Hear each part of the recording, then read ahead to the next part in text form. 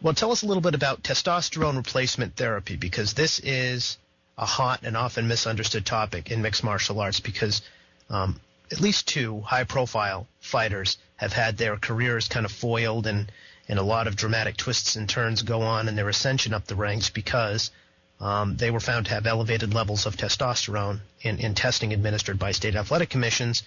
And a lot of folks don't really understand that as clearly as they understand, a needle full of an anabolic steroid that they inject into their buttocks, kind of like 1980s style, if I may. Testosterone replacement therapy has kind of a medical tinge to it. There's a doctor's prescription involved, although, for the anabolic steroids of the past, there certainly were as well. Tell us a little bit about testosterone replacement therapy for an athlete. There's a lot of skepticism around why an athlete may show the kind of testosterone production that's considered low enough to even get a prescription like this.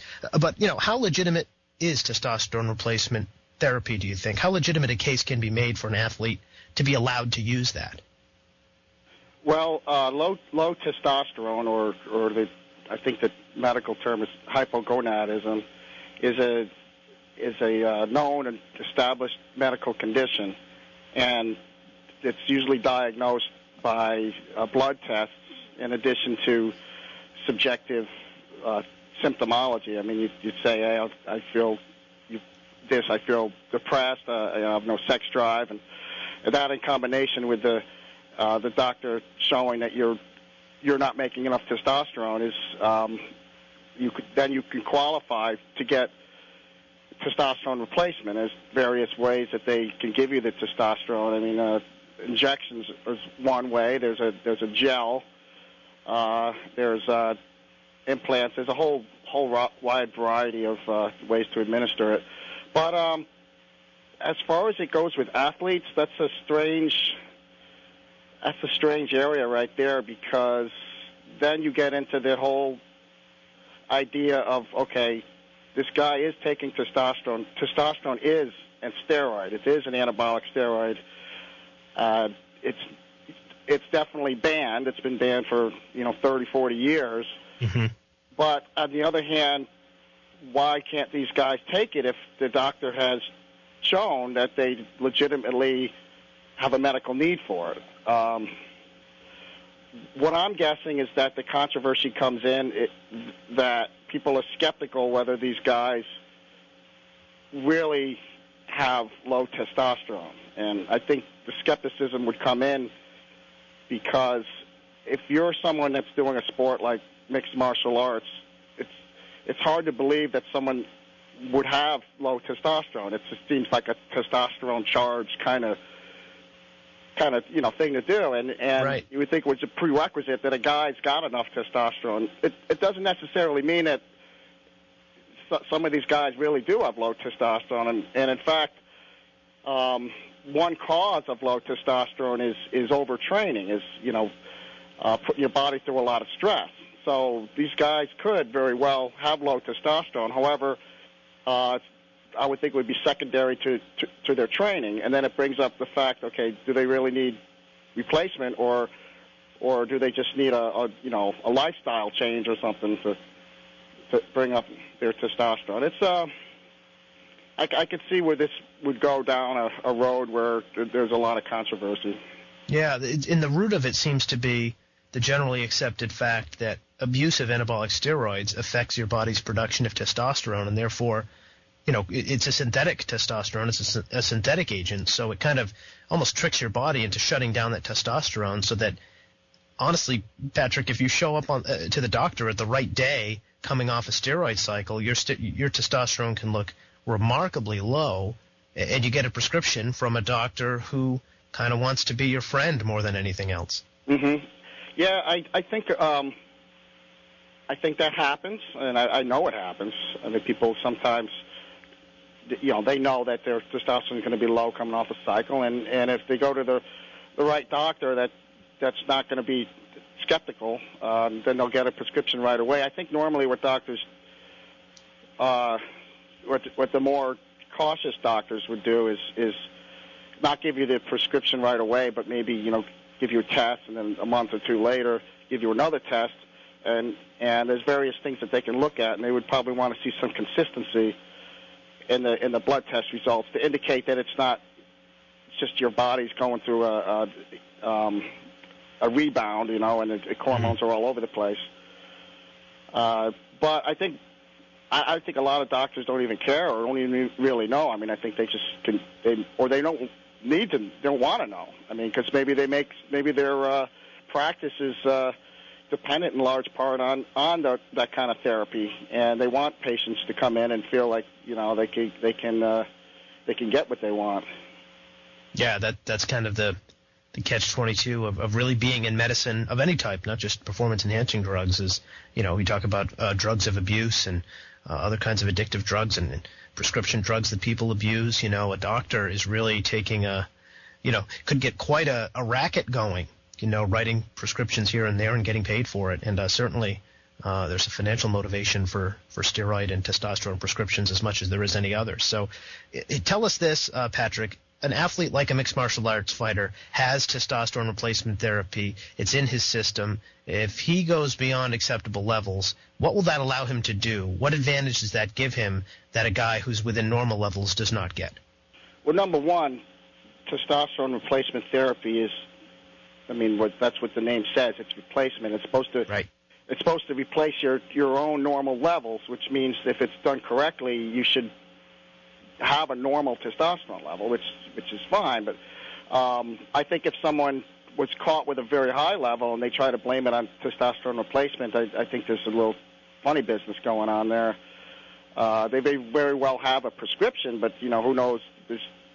Obviously, if the prescription's correct, there's more testosterone in there than the doctor's giving them. But what is it going to do for these people? It's going to allow them to recover quicker from training. It's going to put a little more bulk on them, a little more strength.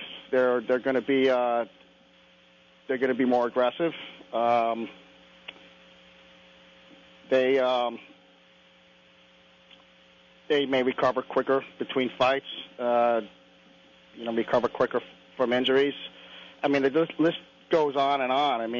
Steroids and testosterone are almost like a panacea for someone that's trying to get one, a leg up on the competition.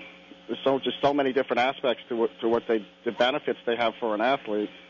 A lot of the things you point out, Patrick, I think go counter to maybe the assumption a fan has immediately when he thinks about a fighter and why he would take synthetic agents.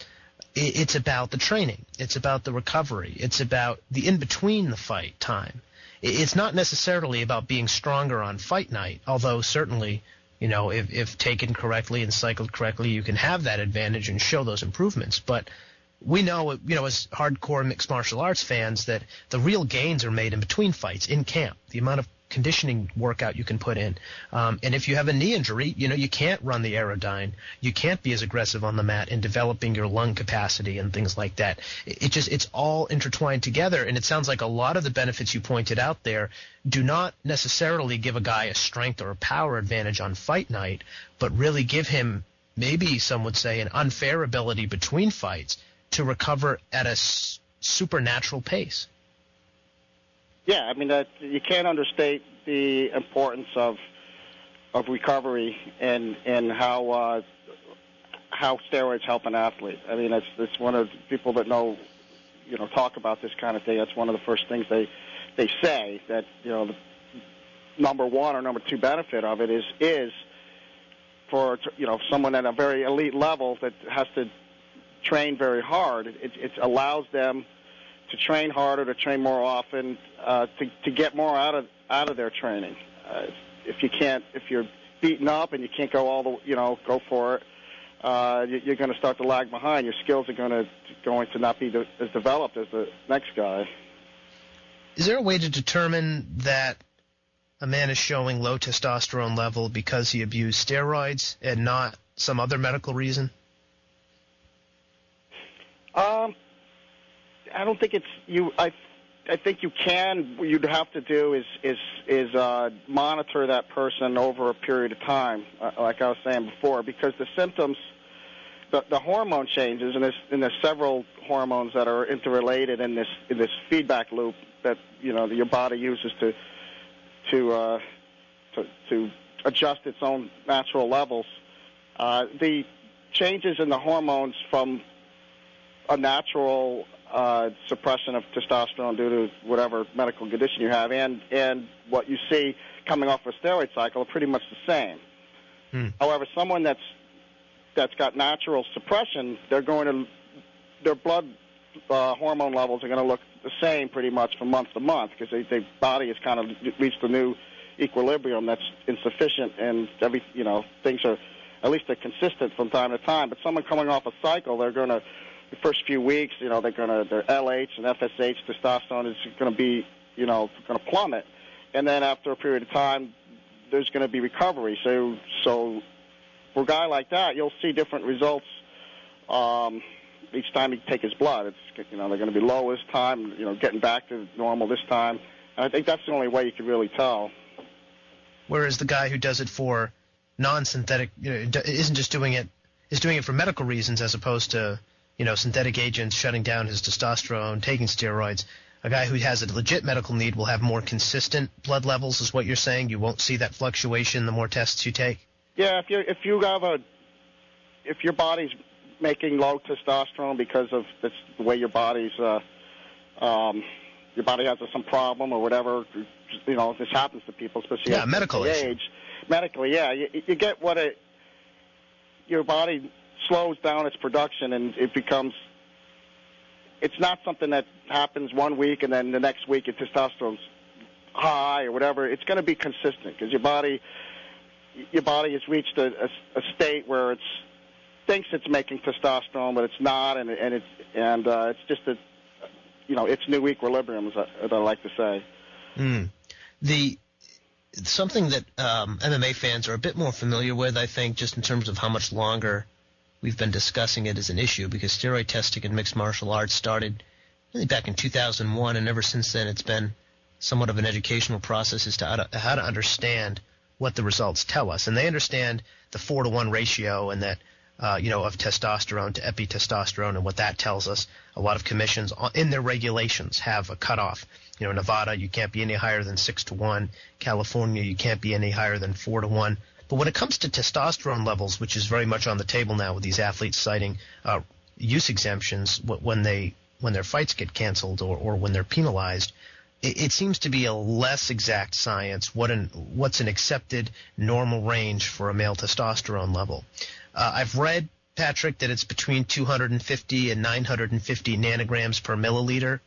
Is that about right? Tell us what the normal range is in the scientific community. It's still up for debate because there's certain people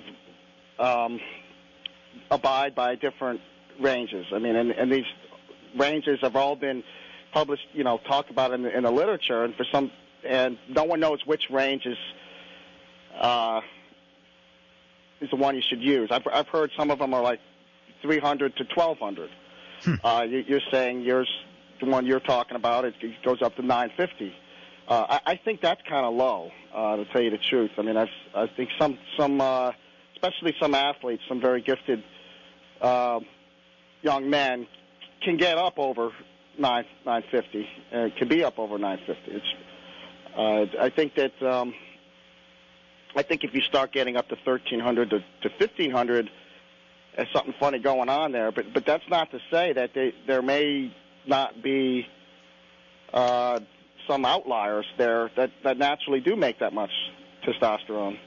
Right. And I think that's part of the frustration in fans understanding the issue, is because in many ways for the ratio that I mentioned before, that's kind of like the numbers will set you free.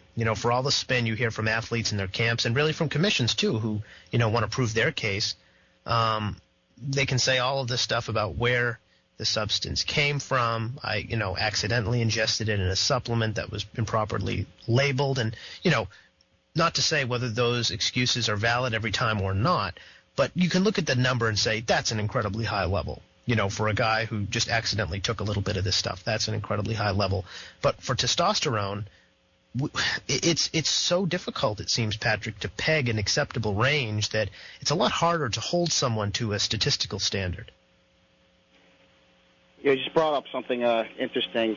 You say they blame it on supplements sometimes, and there may be some truth for that, because there are actually some supplements out there, and I'm not talking about the ones that have, synthetic drugs in there or anything, but there's actually some natural compounds.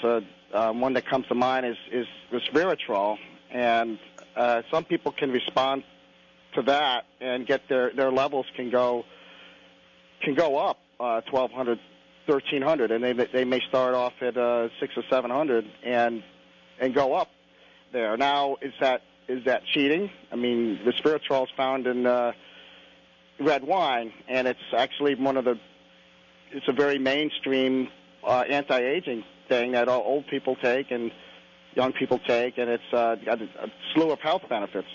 So there you get back to, okay, well, these guys can have these levels and think that they're taking something completely legitimate, and I think what they are taking is completely legitimate. But then now you have a whole nother wrench thrown into the machinery there. So I could see this, being pretty hectic.